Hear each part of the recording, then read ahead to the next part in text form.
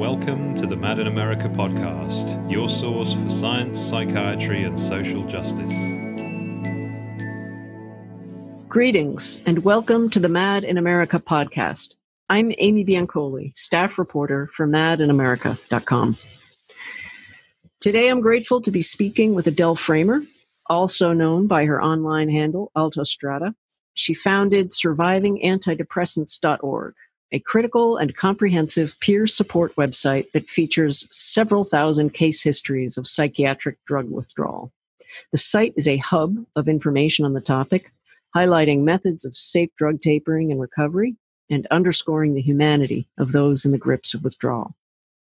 So our guest today is a hugely knowledgeable lay expert, having gone through an 11-year withdrawal herself and researched the topic in depth. She speaks to us from her home in San Francisco, where she's lived for more than 40 years. So, Adele Framer, thank you so much for agreeing to speak with me today. I so look forward to hearing your story and the story behind the site's creation. We will get to that in very short order. But first off, a why. Why is survivingantidepressants.org so important? Why was it necessary? What role does it play? What gap does it fill? Hi, Amy. Thanks for having me. I appreciate it. When I went off of Paxil in 2004, I was under the care of what I thought was an elite psychiatry department up at the University of California, San Francisco. And I went off over a few weeks in October, which is the usual way of going off. And I immediately got severe withdrawal syndrome, which was misdiagnosed and not properly treated. So after that, I experienced post-acute withdrawal syndrome, which took 11 years for me to recover. And at that time, of course, in 2004, I had these symptoms. My doctors didn't seem to know what they were. And I did some Googling. I've always been a kind of a ferocious researcher. And I Googled around, and I very quickly found papers about antidepressant withdrawal syndrome and Paroxetine withdrawal syndrome in particular. And this was in 2004, so it wasn't anywhere, it wasn't a secret. As a matter of fact, the FDA had put a warning about withdrawal syndrome on Paxil in 2001. So this information was out there, and I did spend quite a bit of time trying to persuade my doctors that that's what I was suffering. I printed out papers for them. I tried to, I very earnestly tried to engage them in what I thought were intelligent discussions about my symptoms and what could be done. I asked for reinstatement of Paxil, which was in all of the papers, and it was printed by the FDA on the Paxil, the information insert in the Paxil package. So that was not a secret either, but they refused to do that, and they insisted that I was relapsing, despite all of this evidence. So I was left without any medical assistance at all. I went from doctor to doctor asking them for help, and everybody told me I'd relapsed, even though I had these weird symptoms. I had brain zaps for 7 months. I was I couldn't sleep. I had these like overwhelming surges of anxiety, which I had never felt before in my life. I was unable to tolerate any kind of heat change. I was intolerant to heat. I was having these temperature surges and a lot of disorientation. And although, through this all, I was like very, very focused on trying to find medical help. I talked to dozens of psychiatrists. Nobody had any idea what was going on with me. And again, I was saying there are these papers, I was telling them about it, and they just completely brushed that off. You were more knowledgeable than they were. At that point, yeah. but then it's very strange to me because I was completely new to this. I mean, I never thought of myself as a psychiatric patient. My Paxil had been prescribed to me by my internist, and because I was having what I thought was work stress at the time, and it was really a problem for me. It was during the .com crash. This was very early in my association with psychiatry because I had, I thought that I would go to the UCF psychiatry department for the best possible advice about how to go off Paxil. This was a complete dead end for me. And so I started poking around the web some more because I had no other option. And I found a site called Paxil Progress. And this was about in 2005. And at first I thought, well, I'm not going to take advice from people on the web. I mean, this is like rando advice from who knows who on the web. This is, that's not what I want to do for my medical care.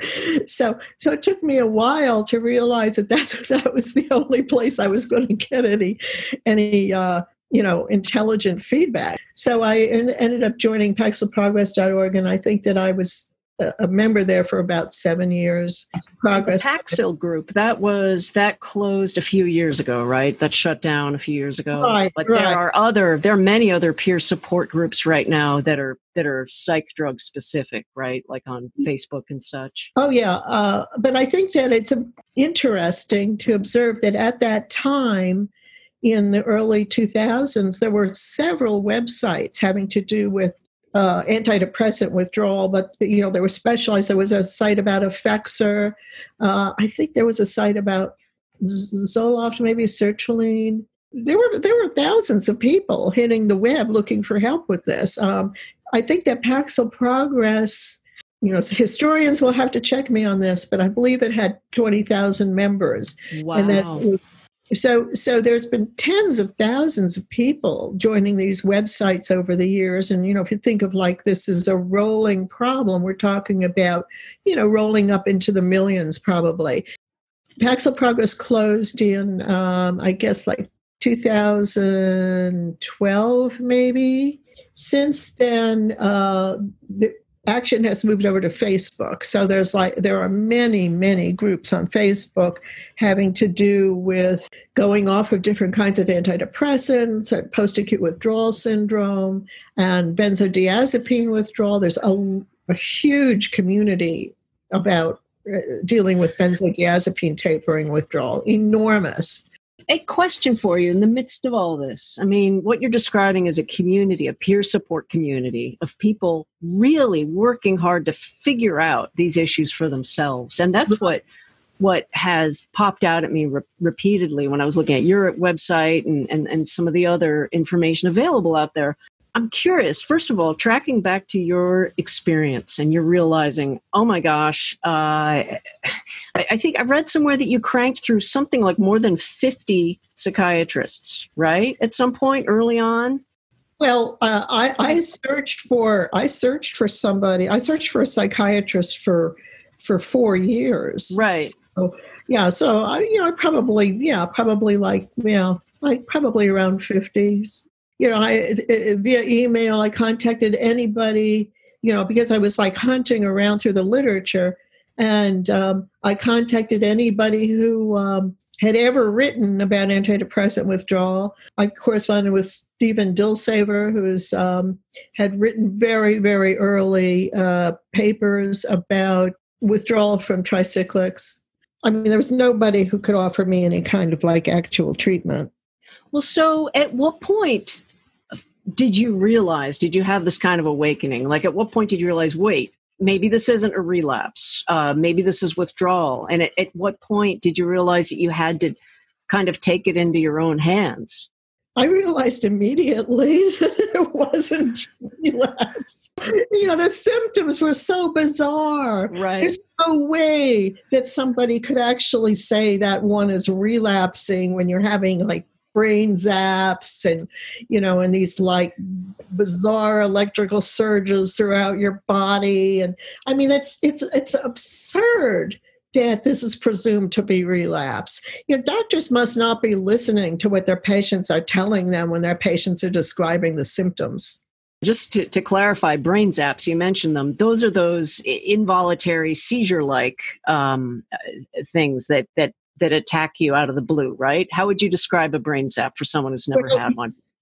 People feel them in different ways, but I'll tell you how I feel them. And I felt it as like a little electrical zap, a little bzzz inside my brain. It was somewhere, it was in my head. And it generally occurred when I moved my eyes, but it didn't seem to be associated with, like moving them in one direction or the other. But that's classic. I mean, that's how they're classically described, as it's associated with eye movement. But people feel them in different ways. And then there's an associated phenomenon where people will feel electrical sensations in their bodies, like they'll feel them in their arms or in their backs or legs or wherever. So the biochemistry of the body's electrical system is definitely involved. Right. And you talk about that a lot and the difference between acute withdrawal and the long-term withdrawal. Can you address that a little bit right now and the kind of the difference in physiologically? What do we know about what's going on in withdrawal, both acute and then the latter? This is not my strong suit, but I'll give you my amateur picture of it, the way that I visualize it. First of all psychotropics, this has to do with a prescribed psychotropic that's not prescribed, street drugs, any kind of psychotropic. If you take it regularly, your nervous system will adapt to it. And for many drugs, this adaptation takes the form of downregulation of certain receptors.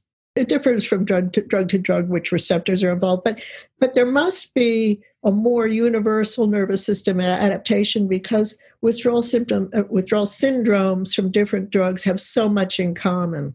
So in acute withdrawal, the drug is removed and the receptors they downregulate. That means that they've adjusted themselves to a high amount of a substance. So they turn off their intake valves to reduce, to compensate, to maintain a homeostatic level of that substance. So, and so when the drug is removed, their little intake valves are still turned off. The way the nervous system works, the way our bodies work, is that there's a web of interconnected feedback mechanisms. So when one system tells the other system what's going on, and then the other system makes an adaptation, and then a third system makes an adaptation, and they all feed back to each other.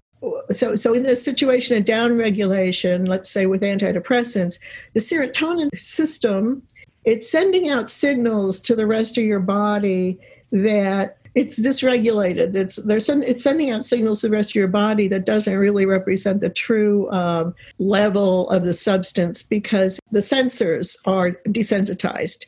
So it takes some time for that downregulation to correct itself. And my theory is that is the period of acute withdrawal. So that's the period of acute withdrawal. And then the sensors come back online.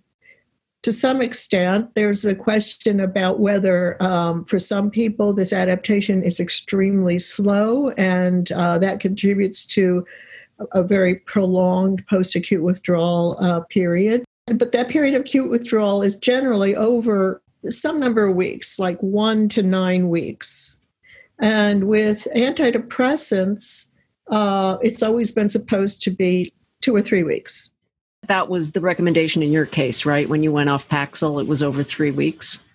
Well, that's the tapering, but the after discontinuation withdrawal syndrome from antidepressants has been assumed to last only a couple of weeks and is very mild, transient, self-correcting, nothing to worry about. So that's been the classic understanding of doctors, that withdrawal symptoms only last, are very trivial and last only a few weeks, and then you're done with them. And then anything that persists after a few weeks must be relapse. And that means anything. No matter how unusual and how strange it feels to you and how outrageous. Right, even if it's brain zaps and nausea and insomnia, anything after that is considered to be a relapse. So in my belief is that for 50 years or 60 years, psychiatry has been mistaking acute withdrawal for all of withdrawal. And they've been disregarding the post-acute withdrawal syndrome. So post-acute withdrawal syndrome comes in, there's a certain, so there's this period of adaptation that lasts some number of weeks or a couple months, and then people feel a little bit different. I mean, they still feel terrible, and they still might have quite severe symptoms, but it changes. It becomes a little bit more predictable. And that's the post-acute withdrawal syndrome. And in my belief, that arises from the more extensive adaptation of the nervous system and the rest of the body to that drug over time. And it just takes a really long time, for all those body systems to get straightened out again. I mean, they are knocked for a loop. You're talking about the autonomic nervous system, right? And how it's different in everybody. A lot of the symptoms seem to be autonomic.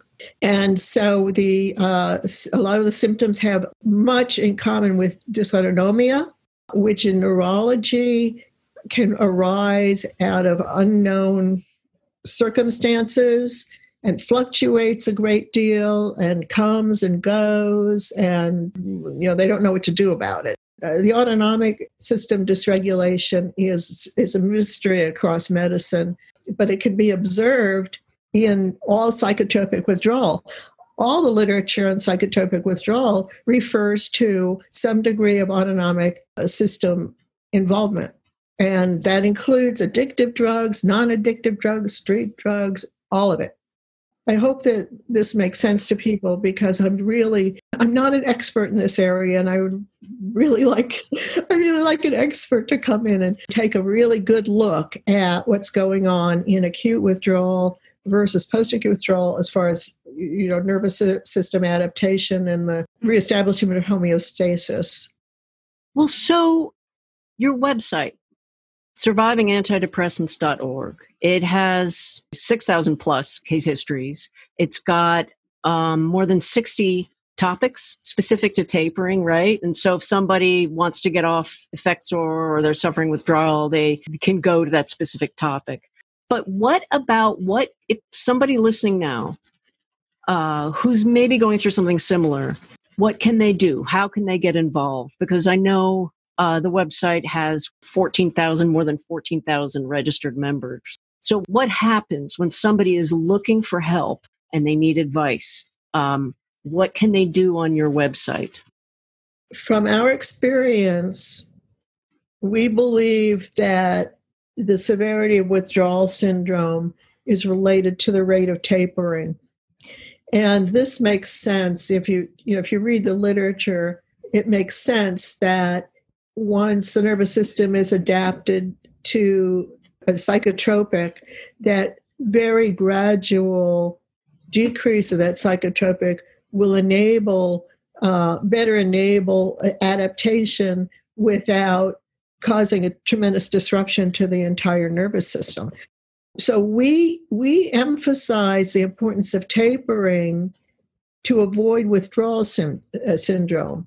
If somebody has been taking, let's say, an antidepressant like Cymbalta for some number of years, and they want to go off the drug, before they do anything, what they should do is read up on the drug on drugs.com so they understand what the FDA has published about that drug. That's in the professional information area of drugs.com. They should understand the side effects of the drug, and then they should consider tapering we have a topic that is specific to tapering Cymbalta. And Cymbalta has its own withdrawal issues. It appears to be quite difficult to go off. It comes in, I think it's 20 milligram capsules. And with Cymbalta, the little capsules are full of beads, so you have to be careful about not crushing or destroying the beads, because if you do, then the drug is destroyed. And there's a Facebook group specifically about tapering Cymbalta that has 25,000 members that's really looked into great detail about tapering Cymbalta. But anyway, on my website, we have a topic about tapering Cymbalta, and it will explain how you can taper by opening the capsules and counting out beads. Now, that's the only way you can taper it. You can't make a liquid from it, because the liquid, because that would destroy those little beads. A compounding pharmacy could take the beads and put them into smaller capsules for you. But otherwise, you have to work with those capsules. What we want people to do is to start off with gradual tapering instead of making those big decreases that their doctors recommend, because that generates withdrawal syndrome. And when you develop withdrawal syndrome, it's kind of a big hit to your nervous system. So you want to minimize that injury to your nervous system by extremely gradual tapering. And most doctors won't understand this. A few minutes ago, you said you're not an expert, but you are an expert. You just happen to be a lay expert. And I know on your website, you make clear that you're not giving medical advice, because you can't, being a lay expert. However, you are one of the most knowledgeable people in the world on this topic. Mm-hmm. And you created this website that has been a godsend for a lot of people. And I know in the past, you referred to your own experience with withdrawal as psychiatric hell that you went through. And a lot of people are going through it, have gone through it, are seeking out this kind of peer support. And the question is, why is it that psychiatrists don't know more and don't listen more to patients? Why don't they listen? Why does it have to be lay people like you who are tackling this? That's a question that, as far back as I can remember, patients have been asking each other on these, in these communities. Why doesn't my doctor understand this? It's in the literature. There are hundreds of papers about antidepressant withdrawal. Most clinicians, most practitioners, and certainly not your GP, don't read those papers. Still, in every form of guideline there's a line somewhere that says tapering off should be gradual. The thing is that gradual is never defined. I really want to say that the only reason that I'm an expert is because it's like the dark ages out there in the field as far as tapering and withdrawal is concerned. I would like to say very humbly, the only reason that I'm an expert is because there's virtually no competition, and doctors really should be doing it. Doctors really should be the ones who are knowledgeable about this, and not me. Anybody going on has to be careful going off. That's basically it. That's the bottom line. Anybody going on the drug should know going in that they might have a terrible time going off. And a recent paper by Davies and Reed, it really appears that the incidence of withdrawal syndrome is upwards of 40%. Now, that's not a minor problem. That means that, just about anybody could have it. It's like a 50-50 proposition. If you went into surgery and you had a 50% chance of coming out injured to the point that it would take you years to recover, you go, do I really need this surgery? So because it's a 50-50 chance, there's you'll also see people on the web saying, I didn't have any problem at all quitting my drug. I went off cold turkey. Well, it's because it's 50-50. Anyway, but if you're in the unlucky half, you're going to be really unlucky. So there is a range of experience going off the drug. But the thing is that any type of withdrawal symptom is not good for your nervous system. I mean, that's your nervous system saying that I'm really suffering.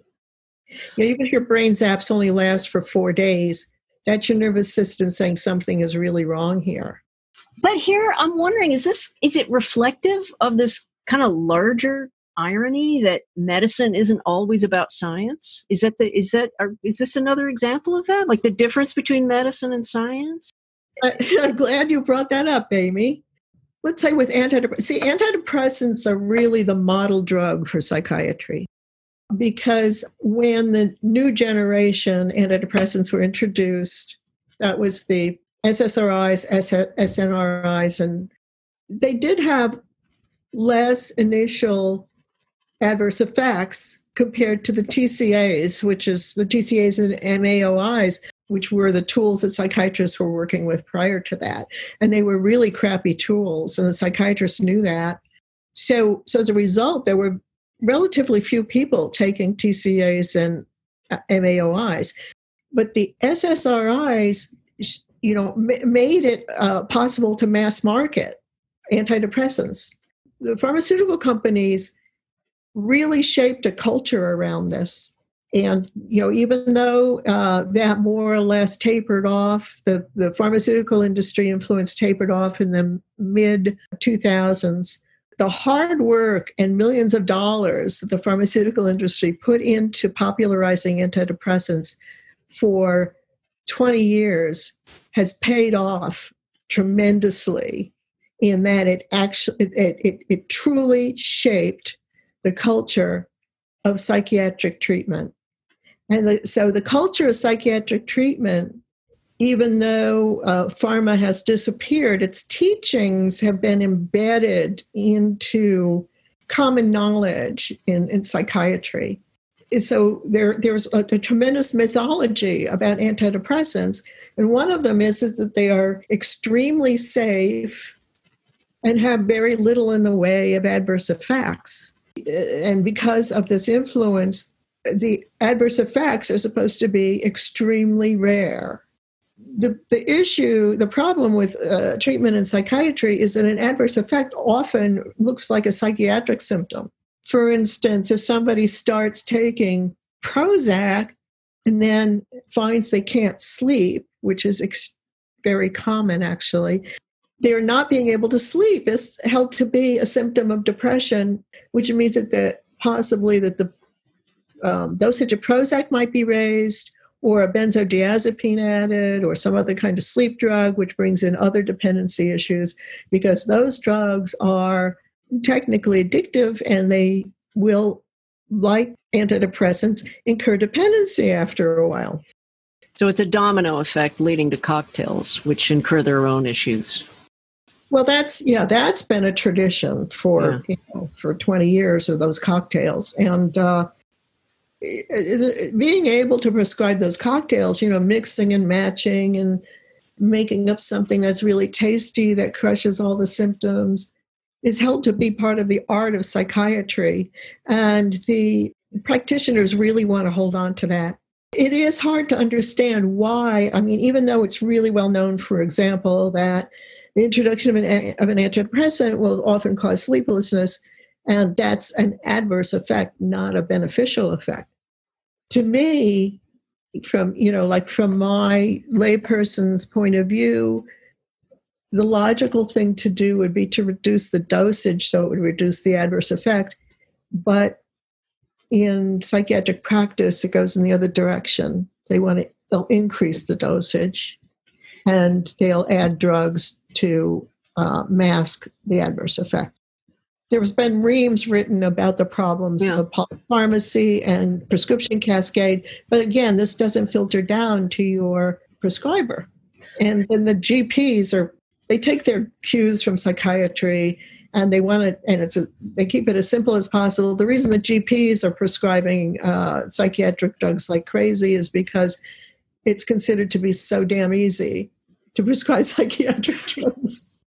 Well, now you used the word mythology, which popped out at me, because that was one of my questions about the various myths that you tackle. Myths, misunderstandings. What strikes me from all that you're saying is that you're talking about the culture and really a larger narrative that the wider culture accepts too. I mean, you're talking about the mental health system and psychiatrists, but it's also something that's not really discussed in the wider culture. And what strikes me when you're talking about this narrative of care and the expectations is that when you look at your website, when you look at survivingantidepressants.org and you dive in and you read some of people's stories, and they're telling a very different narrative. And I'm wondering if you can speak a little bit to the power of sharing stories to trying to change the narrative. Do you think it can change the conversation, the fact that people are maybe speaking out a little bit more and maybe being able to tell their stories? When people read other people's stories, they realize that they're not the only person that's experiencing that problem. And I think that that we have 6,000 stories, you realize it's all the same story. And each person who experiences it is so surprised that it happened to them. People go through a period of absolute disbelief. That's a phase that people go through that we see over and over again on the website, that they realize that, they've been trusting their doctors to have a certain amount of knowledge, and their doctors don't actually have that knowledge. This is heartbreaking. I mean, like I went through this, I couldn't believe it. I felt that the world had fallen out from underneath me. There wasn't any medical safety net. They react to that in different ways. Some people become, makes them very anxious and despondent. For them, it's internalized, so it's still like their individual problem. They don't see it as like a large systemic problem. You've looked at the website and you've read it as I guess you'd call it a researcher. And so you realize that this is, that there's a sociological phenomenon being revealed here. So the sociological phenomenon, it exists. It has not yet filtered into medicine. Medicine has its own ways of gathering information. And in psychiatry, for some reason, they keep on asking each other what the truth is instead of asking their patients. So the patient voice is not very well recognized in psychiatry at all. What I would like to see, after having been at this for so long, and this is like since 2004, what I would like to see is people having a different relationship with their prescribers. We're brought up to respect our doctors and to trust our doctors and to, really cooperate with our doctors. I mean, most doctors are very well intentioned. It's not like they're evil people. They do have their own culture, and some of them can be very patronizing because they think of themselves as the expert, so they don't listen. But most doctors are, they live in a complicated world too, and there's a certain amount of confusion for them, and they just try to do the best they can. So what I would like to see is that patients talk more directly to their doctors and be more assertive about holding their feet to the fire about adverse effects of the psychiatric drugs that they are so readily prescribing, and the issues having to do with tapering off the drugs. Anybody who gets a psychiatric drug prescription should be asking their doctor, when and how am I going to be able to go off of this drug? And if the doctor goes, oh, don't worry, we'll get to that when we come to it, the patient has to ask again. To speak to a doctor, what's important is that you maintain an even tone and be insistent and be reasonable. Do not raise your voice. Don't get angry. Don't cry. Don't show any emotion, because if you show emotion, the doctor will think that you're mentally unbalanced. And then the doctor will retreat from that. So it's important to be assertive in a very determined fashion, but be firm and polite at the same time. Still, don't let them get away with weaseling out of these hard questions. If you start taking an antidepressant and then you find you can't sleep, or you're more nervous than when you started, or you have you're throwing up all the time, or, whatever your side effects are. If that occurred after you started taking the antidepressant, it's probably due to the drug, and don't let them tell you that it's something else. That, they have to address the problem of the drug having an adverse effect. If they can't address the problem, then you can't trust their advice about the drug. So I think that patients really need to be more assertive. I think that this is an era, the whole culture of medicine is about to change because of this, by the way. The patient participation is rising as an important movement throughout medicine. Doctors are having a bit of a problem with this. It's a culture change. Yeah, so I'm talking about more patient advocacy. If you are in that 90+% that do not have severe psychiatric illness, you can advocate for yourself, and you should. Something you just said jumped out at me, because you were talking about basically advising patients, yes, to speak up, to advocate for themselves, to hold their doctors accountable, but to be a little careful, because the doctors will, if they get a little too emotional, they'll frame it in terms of their kind of psychiatric model. And they'll say, well, this is yet more evidence of diagnosis ABC. Does this all speak to the larger issue of the stigma, and that even the doctors are at the whim of the larger stigmas surrounding all of these issues, and people who are struggling to cope with something, but they wind up being placed in a box and saying, okay, if I say this or I behave that way, then you're going to just hunker down, you're gonna prescribe even more drugs, and you're gonna make some snap decision about me. Is that part of it? In my opinion, where stigma about so-called mental illness radiates the most intensely is in the medical profession. Doctors are well-intentioned. A lot of them are very nice people, but their culture is such that a lot of them consider patients to be less than, just right off the bat. And then a patient with a psychiatric diagnosis is even more less than. And nowhere is this more true than in psychiatry. And that's really kind of a disgrace to the profession. So once you have a psychiatric diagnosis, even if it's been incorrectly applied, if a doctor sees that in your chart, a lot of what you say is likely to be discounted. So medicine itself disenfranchises people with those types of diagnoses.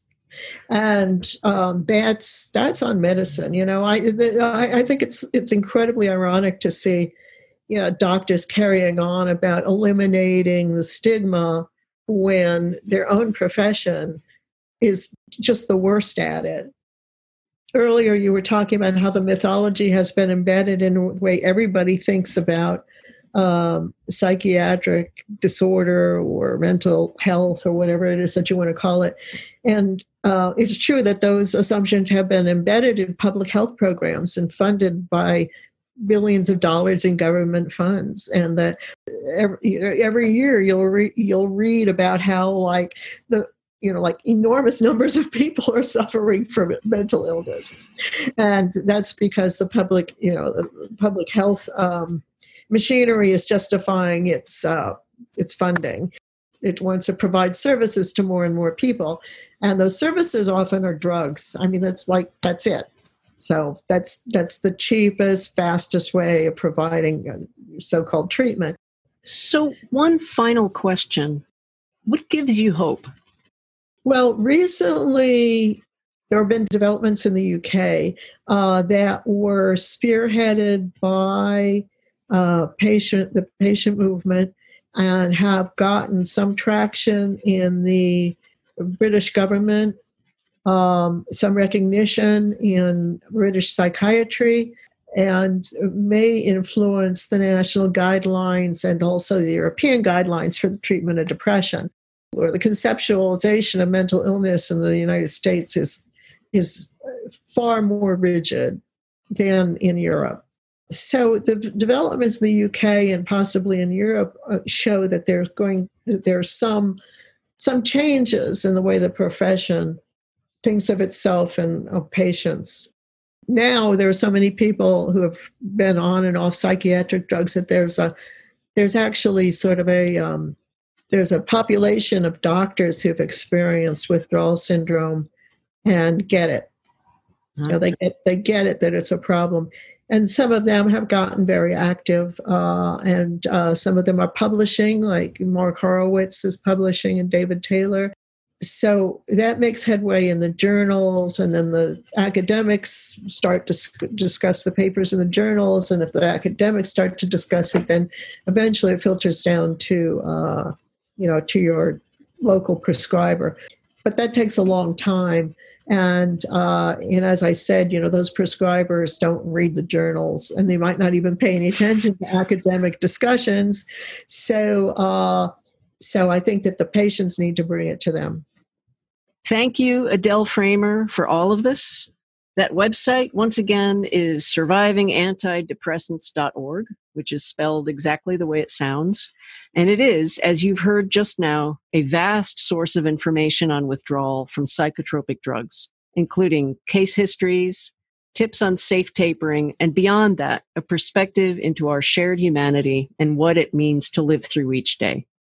Thank you all for listening, and thanks again so much to Adele Framer. Thank you for listening to the Mad in America podcast. Visit madinamerica.com for more news, views, and updates.